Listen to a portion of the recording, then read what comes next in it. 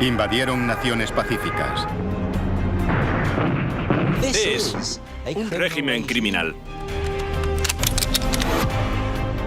Masacraron a personas inocentes. Cometieron crímenes terribles, pero intentaron que pareciese que era lo correcto. Cometieron genocidio. Comparó a los judíos con un virus. Pero ¿cómo persuadieron a Adolf Hitler y su reducido grupo de criminales al pueblo alemán de que los siguiese en su terrible viaje? Estaba loco. De su boca solo salían palabras de ira. Era como un perro rabioso. Esta serie ofrece una perspectiva única sobre el Tercer Reich. Muestra cómo Hitler y su círculo de confianza crearon una ilusión de justicia y legalidad, mientras entre bastidores subvertían la democracia y planeaban una monstruosa conspiración secreta basada en una ideología oculta y señales equívocas.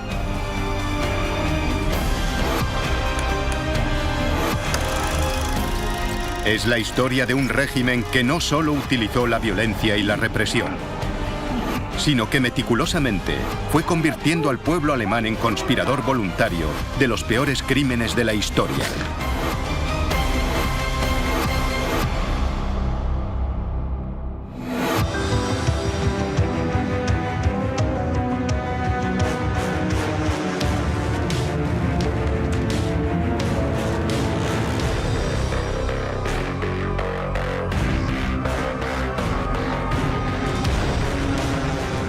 El ascenso del partido nazi.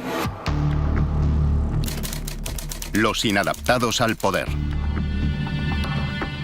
La historia del ascenso del partido nazi comienza en los últimos días de la Primera Guerra Mundial. Un joven soldado llamado Adolf Hitler está en el hospital. Lo ha cegado un ataque con gas mostaza y se recupera de sus heridas. El gas mostaza provocaba irritación en los ojos. Aparecían ampollas por todo el cuerpo. Tenía náuseas y también vómitos. Le ardían los ojos, según él describió. Era como tener rescoldos dentro de la cabeza.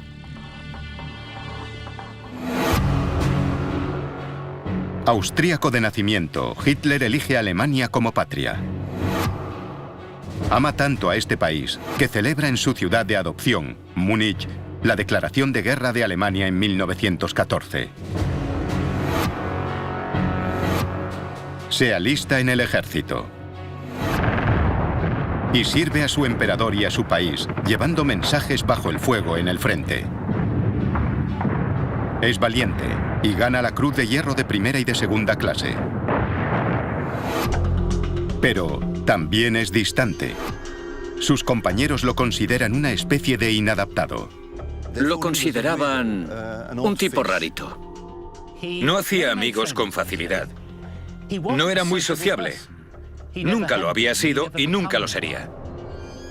Era una persona solitaria. La gente lo consideraba un poco extraño, un poco raro. Tiene una obsesión con la limpieza. Detesta el tabaco, el alcohol y las mujeres, y sus camaradas le llaman cuervo blanco y misógino.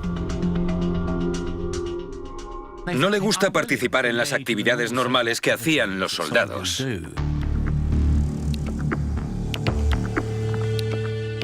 Flaco, débil y delirante, medio ciego por el gas, este es un Adolf Hitler muy diferente del hombre que aterrorizará a Europa.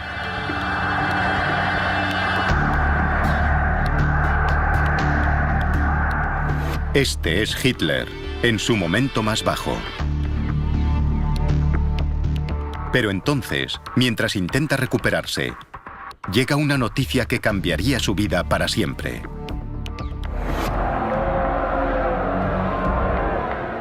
La Primera Guerra Mundial ha terminado. Alemania se ha rendido. Alemania, de alguna manera, había perdido la guerra sin que Francia o Gran Bretaña llegasen a pisar suelo alemán. Hitler es presa del desconcierto. Que de repente le digan, has perdido la guerra, de manera tan inesperada, por supuesto, lo vuelve loco. Y como sabemos, Hitler era un tipo que se ponía como loco a la menor oportunidad. La dolorosa pregunta que se hace Hitler es, ¿cómo han podido traicionarlo así? ¿Quién es el responsable de este ultraje? Paralizado por la desesperación, según sus propias palabras, se sumerge de nuevo en la ceguera.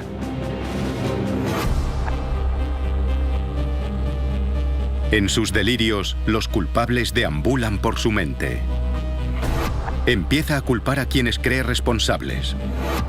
Los judíos, los comunistas, los políticos de izquierdas de su país que se han rendido sumisamente, aunque el poderoso ejército alemán en el que Hitler luchó no ha sido derrotado. Se sentía derrotado, no por el fracaso de los militares, sino por la puñalada trapera asestada por los políticos, banqueros y hombres de negocios corruptos judíos que habían traicionado al pueblo alemán y al gran ejército alemán. Hitler posteriormente escribiría que este momento lo transformó para siempre. Cuando me vi obligado a guardar reposo, se me ocurrió la idea de que liberaría a Alemania, de que la convertiría en grande. Supe inmediatamente que lo haría realidad.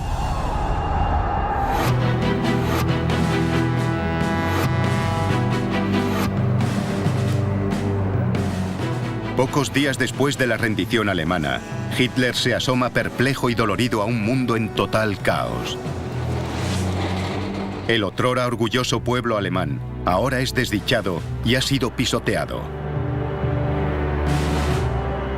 Reinan la pobreza y el hambre.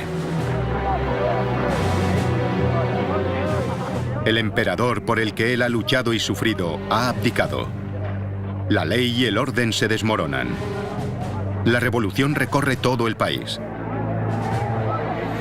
Para un soldado patriota no hay nada. El ejército alemán es desmantelado. No tiene estudios ni posición social. Ninguna perspectiva.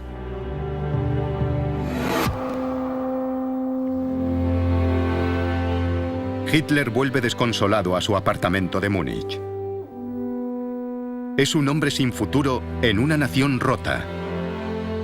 Y sin embargo, esta persona insignificante se transformará en el dictador más temido de la historia.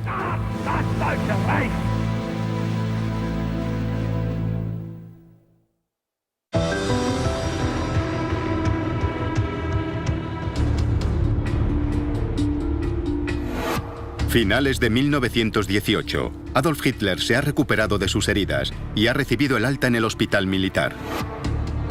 Sale convertido en un inadaptado traumatizado a un mundo desconocido, en los días posteriores al final de la Primera Guerra Mundial.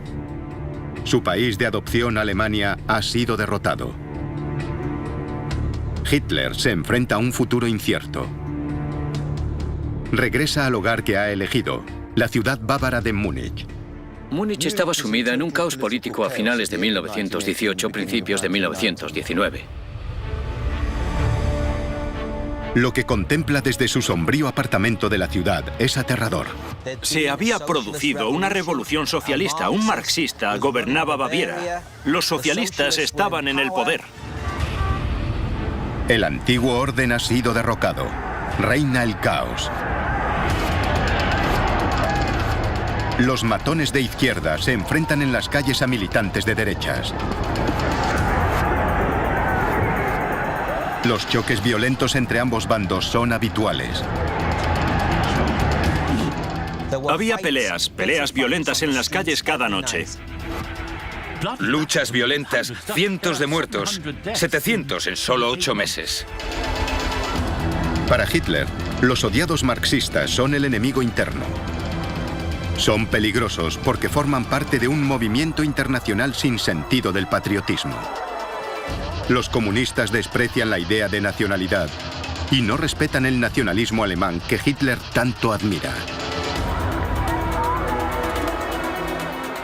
Y entonces ocurre algo que empeora las cosas. Una chispa que amenaza con provocar un incendio en el verano de 1919.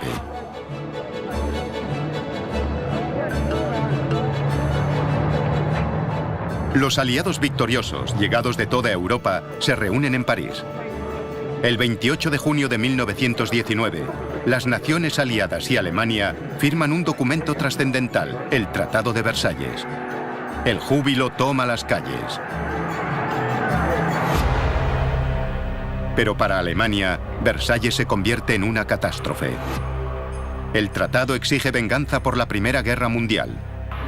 Es una humillación más que afecta profundamente a Hitler. Él no puede aceptar que Alemania se merezca un tratamiento tan injusto. Nadie podía imaginar que Alemania se encontraría con unas condiciones tan duras en el Tratado de Versalles. Por haber comenzado la guerra, Alemania se ve obligada a pagar una enorme indemnización de 226.000 millones de marcos en oro. Es el equivalente a unos 700.000 millones de euros en dinero actual. Una suma más difícil de digerir debido a la enorme reducción de sus fronteras. Alemania pierde el 13% de su territorio. 6 millones de alemanes pierden su ciudadanía y se ven obligados a formar parte de nuevos países como Checoslovaquia y Polonia. Un quinto de la industria alemana pasa a manos aliadas. Se encontraron truncados, heridos y privados de una amplia parte de su población, lo que se sumó a la vergüenza de la derrota. Eso llevó a que Alemania, todos sus habitantes individualmente, sintieran un dolor muy profundo. La ira de Hitler crece. La antigua estrella de Europa y máquina industrial en alza ha sido cercenada.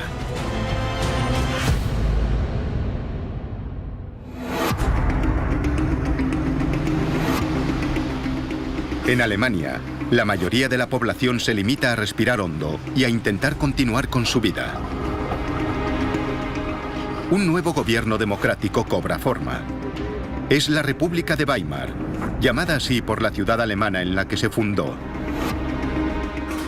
Creada en agosto de 1919, está diseñada para sustituir al gobierno autocrático y militarista del Kaiser y sus generales.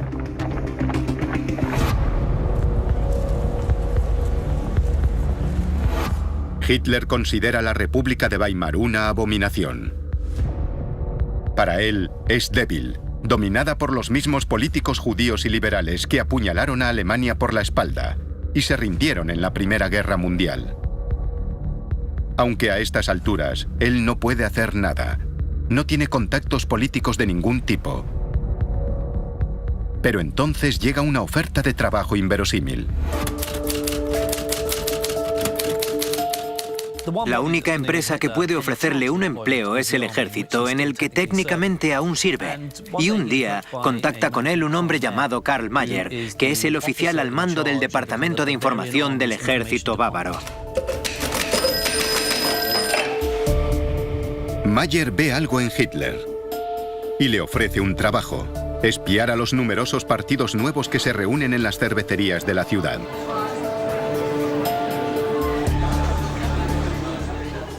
Las cervecerías son parte esencial de la actividad política del sur de Alemania. Se habían convertido en foros políticos. Los nacionalistas las frecuentaban, daban discursos. Los socialistas también. Mayer le encarga vigilar a un grupo de la derecha marginal, pomposamente llamado Partido de los Trabajadores Alemanes. Eran literalmente 4 gatos.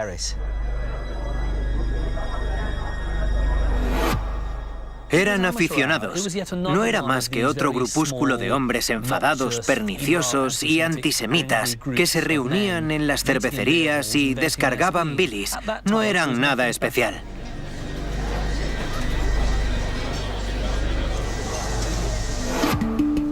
En otoño de 1919, Hitler asiste a sus reuniones y toma notas para Mayer.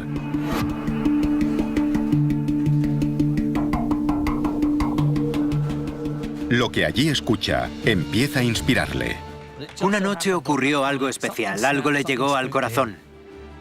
Le gusta la retórica anticomunista del partido y su odio por los judíos y los socialistas. En vez de limitarse a observar e informar, se une a ellos. Se fija en el líder del partido, Anton Dressler.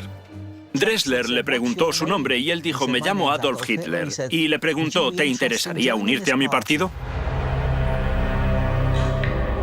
El viaje de Adolf Hitler a la política ha comenzado. Rápidamente es nombrado jefe de propaganda. Comienza a dominar el pequeño comité de liderazgo formado por 7 personas. En poco tiempo, personas como Anton Dressler se dan cuenta de que es el hombre. No pueden prescindir de él. Es el hombre que los hará avanzar. Lo que hace Hitler es aprovechar el momento en esas cervecerías de Múnich. Se sube a las mesas, pronuncia discursos apasionados que encandilan a sus oyentes. Domina de tal manera que sorprende a sus camaradas de armas. Tiene liderazgo, habilidad. Sabe llevar la discusión a su terreno. Impresiona.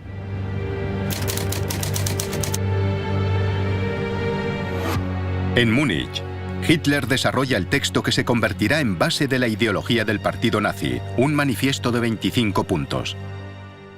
Los 25 puntos se convertirían en sacrosantos en su viaje. Es el elemento central de su definición de nazis. Son como las tablas de la ley, la Biblia. Son los mandamientos. Iba contra el capitalismo sin límites, contra los judíos, contra la anarquía, contra el bolchevismo. Los objetivos en política exterior eran simples. Recuperar todas las tierras que los aliados les habían arrebatado en el Tratado de Versalles y poner fin a los pagos asfixiantes que las potencias aliadas habían exigido por la guerra. Su gran logro, su gran acierto, y creo que es justo reconocerlo, fue saber qué ideas sencillas transmitir.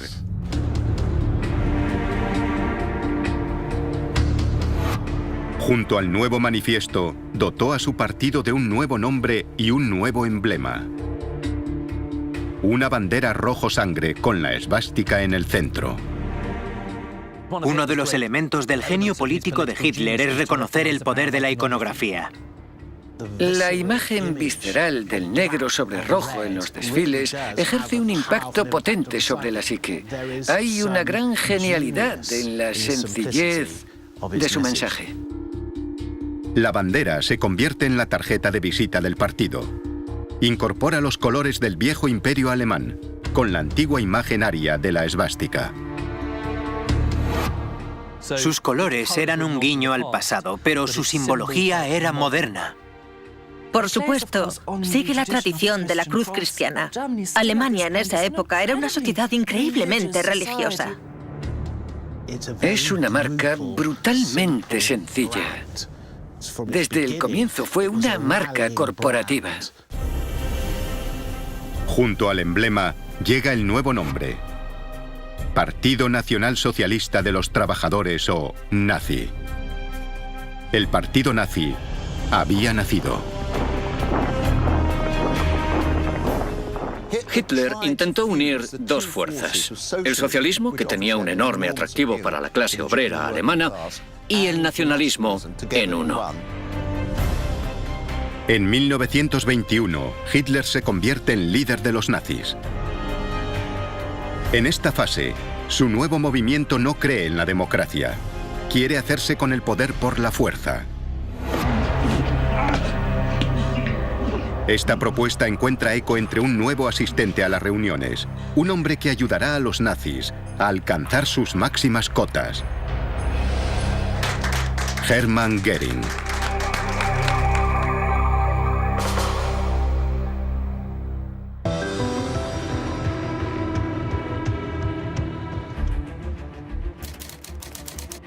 Adolf Hitler aún es un desconocido.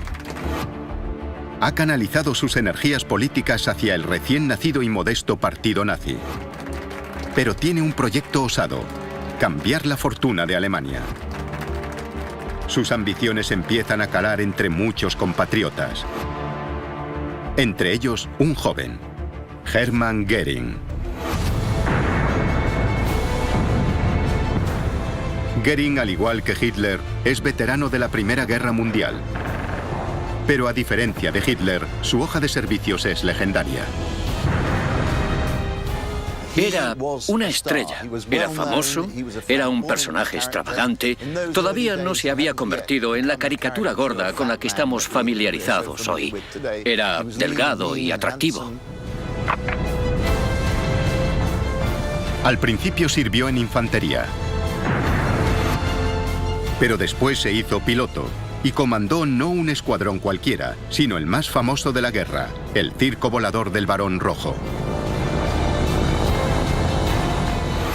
Derribó 22 aviones enemigos e incluso obtuvo la mayor condecoración al valor del Imperio Alemán, la medalla Max Azul. Pero en los últimos días de la Primera Guerra Mundial, el héroe de guerra sufre una paliza a manos de un grupo de izquierdistas. Es algo que lo marcará para siempre.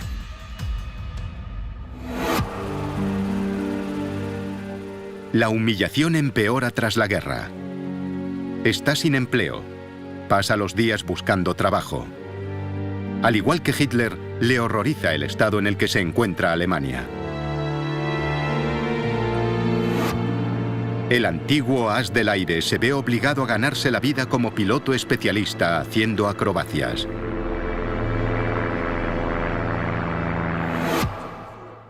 Un lunes por la noche escucha una charla de Hitler. Goering se queda impresionado.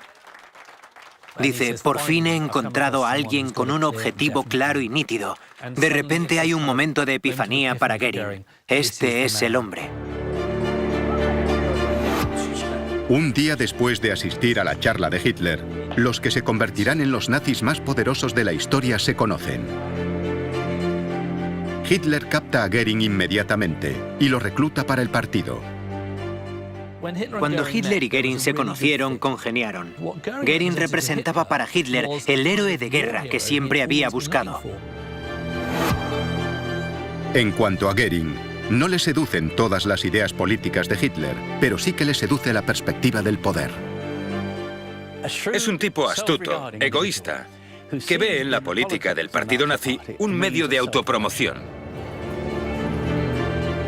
Juntos, empiezan a sacar al todavía balbuceante partido nazi de la sombra hacia la vida pública. Hitler comienza a actuar a la luz, pero a muy pequeña escala. Pule su oratoria en las cervecerías y sótanos de Múnich. Hitler emerge muy rápidamente. Sabe cómo llegar al populacho. Es sensible con el estado de ánimo ajeno. Sabe cuándo callar, cuándo alzar la voz. Sabe manipular. Sabe lo que la multitud quiere oír. Les da lo que quieren. Pero la oratoria encendida no es el único medio que usa para transmitir su mensaje. En diciembre de 1920 compra un semanario, el Volkische Beobachter. Se da cuenta de que necesita operar a una escala mayor. Compra acciones del Volkischer Beobachter, donde el uso de grandes titulares se combina con contenido e imágenes que llaman la atención para forjar la imagen de un partido que es al mismo tiempo reaccionario en contenido, pero increíblemente moderno. Esto ilustra, creo yo, la utilización por parte de los nazis de todas las formas de comunicación modernas antes de que el resto de partidos se percatase de ello. El periódico se convierte en una poderosa herramienta para llevar el mensaje nazi a un público más amplio. Su tirada pasa de los 8.000 a los 25.000 ejemplares.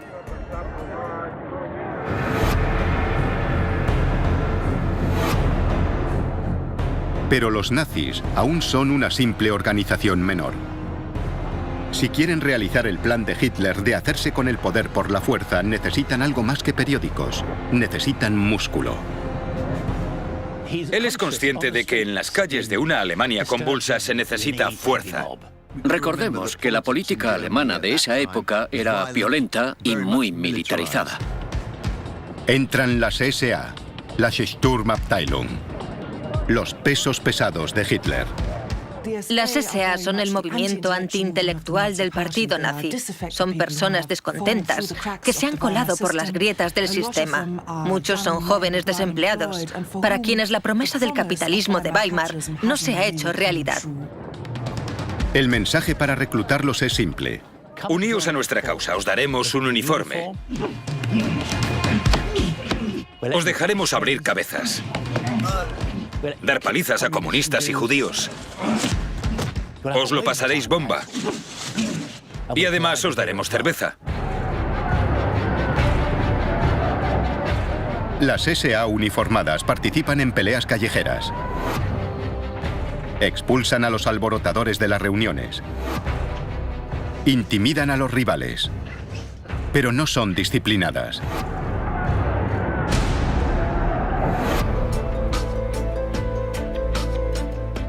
Ahora, Hitler tiene el papel perfecto para su aliado, Hermann Göring. En 1923 lo coloca al mando de las SA. El antiguo héroe de guerra alecciona inmediatamente a los llamados camisas pardas.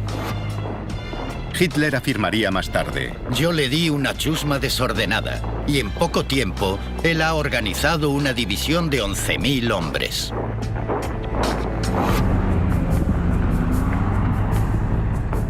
Por ahora, la afiliación al partido nazi aún es modesta, pero alcanza ya los 14.000 miembros, cuando Hitler había comenzado con 2.000.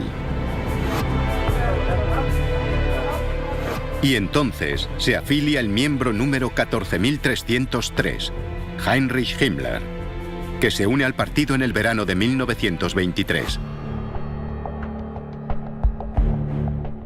Himmler es un personaje menos impresionante que Göring y que Hitler. Se presenta como una figura heroica, practicante de esgrima y oficial de carrera. Pero en realidad no es nada de eso. Es un ex criador de gallinas que estudia agronomía en la Universidad de Múnich. Entre sus hobbies está escribir un diario y coleccionar sellos.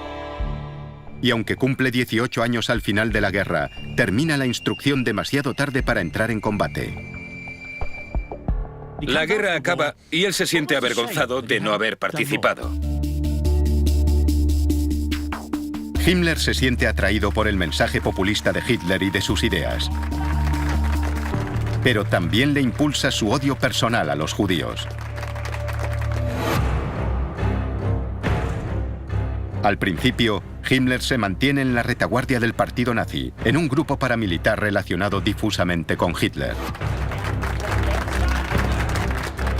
Hay pocas señales de que se convertirá en el antisemita más temido y cruel de todos. No obstante, los tres personajes principales del partido nazi, los tres inadaptados que marcarían el futuro del partido, ya están situados. Solo necesitan una oportunidad para actuar.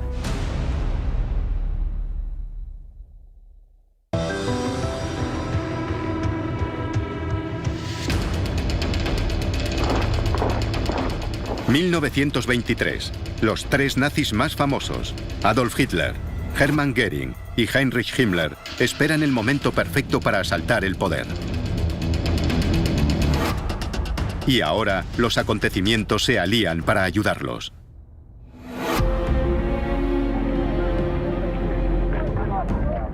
Alemania está sumida en el desastre económico. La hiperinflación asfixia a la economía. Una mala gestión de las finanzas de la nación hace que la hogaza de pan suba desde los 165 marcos a 1 billón en solo 10 meses. Para el alemán de a pie, que cobra un salario fijo, es un incremento inasumible. Los obreros son los que más sufren. Pueden comprar menos cosas. Sus esposas pueden comprar menos cosas en las tiendas. Sus hijos tienen menos.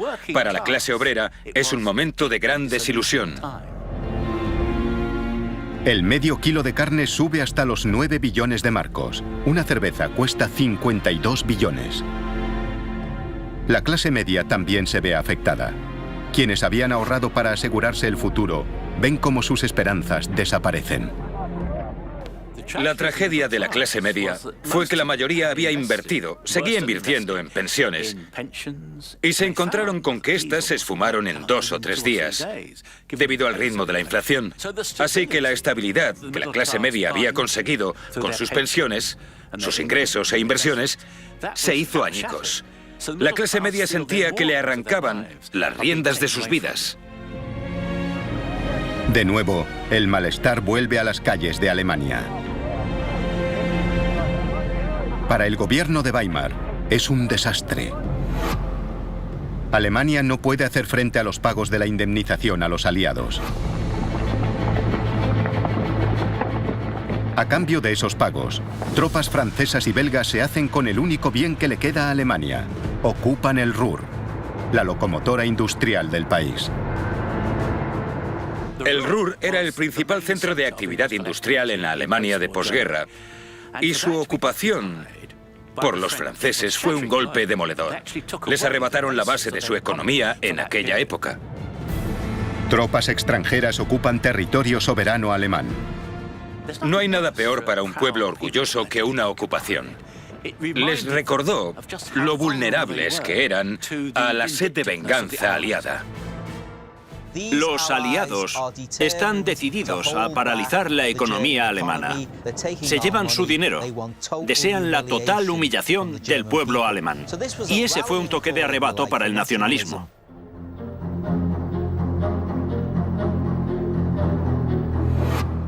En Múnich, Hitler ha ascendido a jefe de la Bayerische Kampfbund, una organización de revolucionarios de derechas. Es como una liga de combate, un conjunto de grupos nacionalistas y militaristas de comienzos de los años 20. El grupo se une en torno a una idea. La República de Weimar debe acabar. Ese es su momento. Hay caos. Es el momento perfecto para que un grupo se haga con el control. La pregunta es, ¿cómo? La trama empieza a fraguarse. Se fragua en reuniones secretas, en cenas.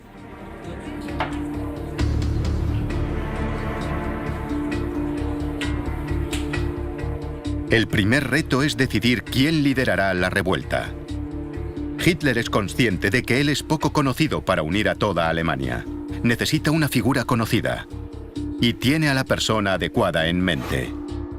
El general Erich Ludendorff, héroe nacional de la derecha alemana y uno de los grandes comandantes de la Primera Guerra Mundial. Ludendorff tenía una posición militar realmente atractiva para los nazis, que estarían encantados de que se uniese a su causa, así que hicieron todo lo posible. A continuación, los conspiradores debaten la mecánica para hacerse con el poder. El objetivo es contestar al gobierno bávaro de Múnich como primer paso para cuestionar al gobierno central alemán.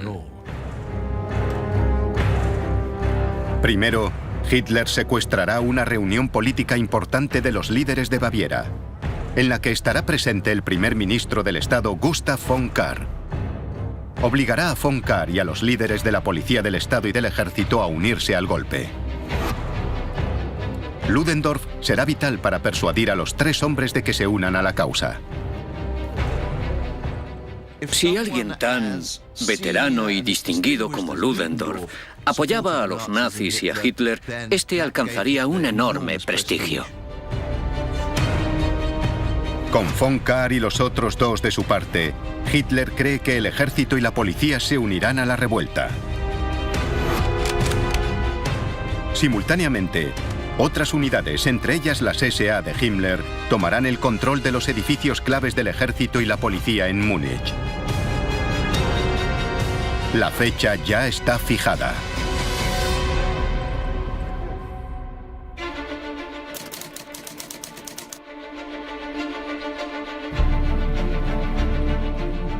Hitler se dirige a una reunión pública en la enorme Burgenbraukeller de Múnich.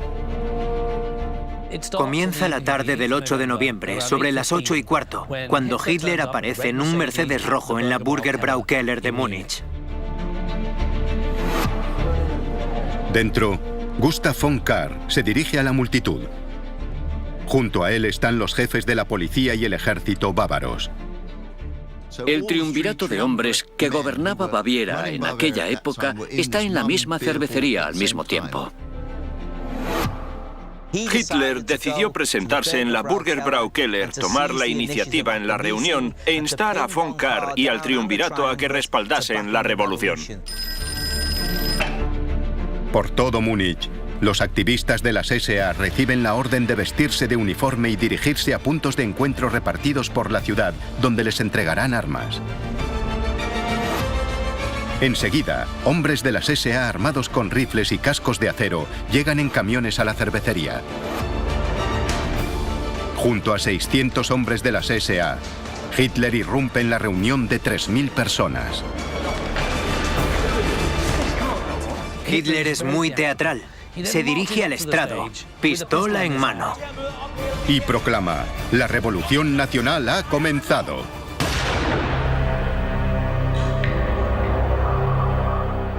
Pero se equivocaba. El líder de la revolución, Ludendorff, ni siquiera estaba allí. Llegaba tarde.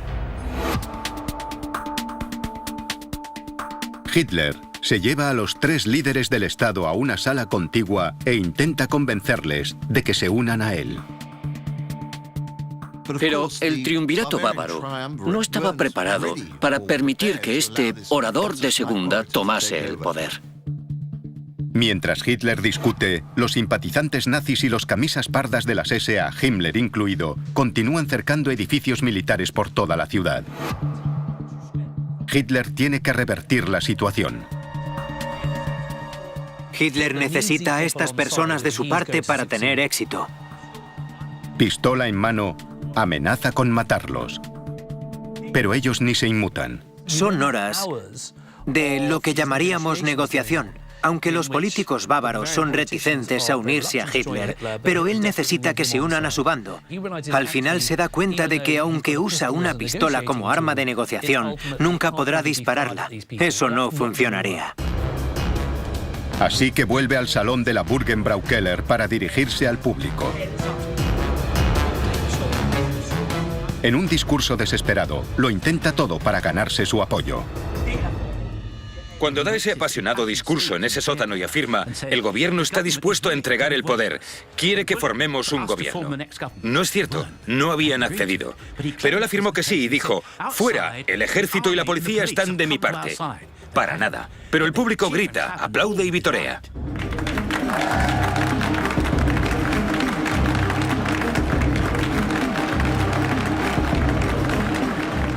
Finalmente, llega Ludendorff. El ambiente está caldeado.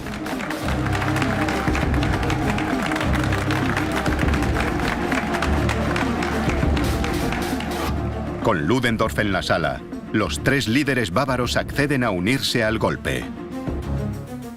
Al final, tras enormes dudas y deliberaciones, acceden. Mientras tanto, por todo Múnich, unidades de las SA, entre ellas la de Himmler, han levantado barricadas y rodeado los edificios del ejército y la policía. Algunas unidades de estos cuerpos deciden unirse al levantamiento. Parece que el golpe podría triunfar.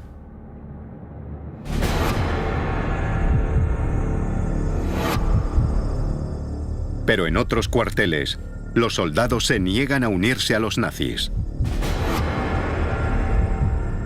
Con el golpe en juego, todo depende del siguiente movimiento de Adolf Hitler.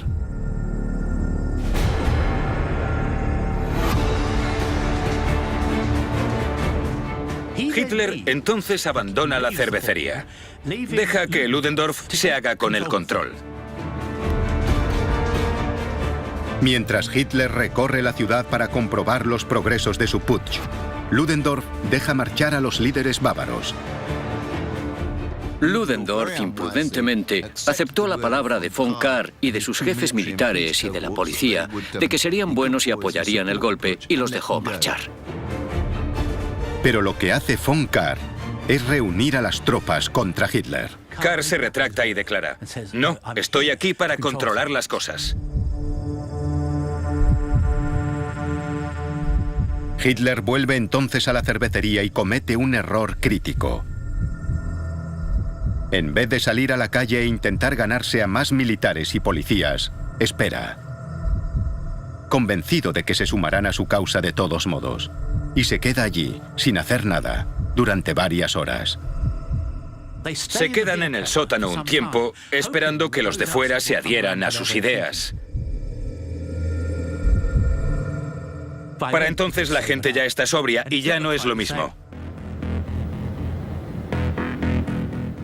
Mientras Hitler vacila, en Berlín, la noticia del putsch llega al gobierno. Inmediatamente se dicta un bando declarando a Hitler y a sus fieles culpables de alta traición. Era alta traición. No lo olvidemos, cometer traición, atacar a un gobierno legal, no era peccata minuta. Los conspiradores de Múnich se enfrentan ahora a la pena de muerte. Pero es Ludendorff quien toma el mando. Y Ludendorff, al más puro estilo prusiano, dice: «Wir marschieren, marcharemos».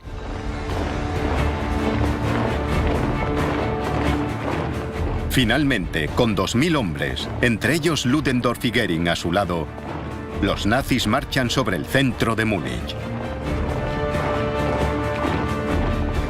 Pero las autoridades los esperan y han preparado defensas. Es el momento de la verdad.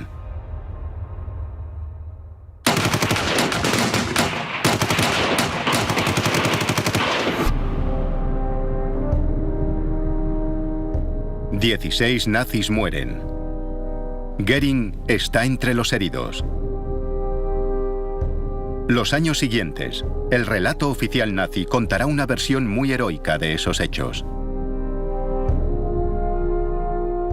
en los que apenas se mencionará a los 4 policías muertos. Ni tampoco se reparará en cómo Hitler y Himmler huyeron del campo de batalla. Hitler escapa en una ambulancia. Huye del lugar del crimen, por así decirlo. No es un acto muy heroico, que digamos, y acaba siendo detenido un par de días después. Y así, el putsch pasa a ser un motivo de celebración para la mitología nazi, en un acto anual que se recordará en el calendario del partido. Erigió unos enormes monumentos en su honor, en pleno centro de Múnich, cerca de donde habían sido abatidos. Y cada aniversario del putsch, el 9 de noviembre, los líderes nazis desfilaban por las calles de la ciudad.